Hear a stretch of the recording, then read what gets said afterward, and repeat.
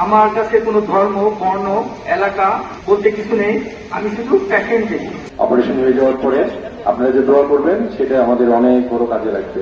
বড় মাপের একজন চিকিৎসক মহসিন বেগ, ঘন্টা দেখা করা যায় না, কিন্তু উনি আজকে আমাদের মাঝে নিজেই একটু উপস্থিত। ডাক্তার দেখাইছি, হাড়ি অপারেশন করতে হবে, ফ্রি করে দেবে তারা। আর ডাক্তার দেখাইছি, তারা সানি অপারেশন করে দেবে ফ্রি। ডাক্তার মহাসিন বেগ আমাকে ফ্রি অপারেশন করে দেবে, চক্ষু লেন্স টেন্স সবই লাগাই দেবে বলছে। তাকে দোয়া করবো, আমাদের উপকার হবে, সবাই ডাক্তারের দোয়া করবো। সকল ফরিদপুরবাসী যারা এরকম ভালো ভালো পজিশনে আছেন, আপনারা ঢাকাতে থাকেন বা বিদেশে থাকেন, আপনারা যদি এভাবে করে আগে আসেন তাহলে কোনো মানুষ, কোনো গরিব মানুষ না খেয়েও থাকে না, কোনো মানুষ চিকিৎসা ছাড়া তাদের মৃত্যু হয় না বা কষ্ট হয় না। আমি 1999 সাল থেকে এই কমিউনিটি সার্ভিস করে আসতেছি। আমার এলাকায় গরিব অসহায় মানুষের অপারেশন করে থাকি এবং প্রথম দিন থেকে চৌধুরী কামরুল ইউসুফ আমার বাড়িতে আমার ক্যাম্পে যেত এবং আমি প্রতি বছরই যেত, আকমলগঞ্জ যেত। আজকে আমি দ্বিতীয় প্রজন্মের সাথে আবার সেই একই কাজ করার আমার সৌভাগ্য হচ্ছে।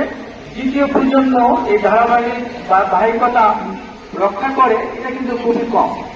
এর জন্য আমাদের এমপি মহোদয় হারিয়ান এদেরকে ধন্যবাদ জানাচ্ছি যে তাদের পূর্বপুরুষদের যে ঐতিহ্য ধারাবাহিকতা রক্ষা করছে।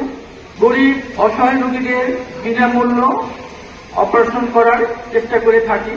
আমার কাছে কোনো ধর্ম, বর্ণ, এলাকা বলতে কিছু নেই। আমি শুধু প্যাশেন্ট দেখি। এটার পরে শেষ হয়ে গেলে আমি হয়তো রাজবাড়ী, গোয়ানন্দ, নগরকান্দা বিভিন্ন জায়গায় আমি করতে চাই, কারণ আমার ওখানে সাধারণত দূর দূরান্ত থেকে রুগীরা আসে। আমি চাই তারা কষ্ট করে না আসে, আমি যদি তাদের কাজ টানতে দিতে পারি তাদেরও সহজ হয়। আমি প্রতি মাসে প্রায় 150 থেকে 200 রুগী ফ্রি অপারেশন করার চেষ্টা করি।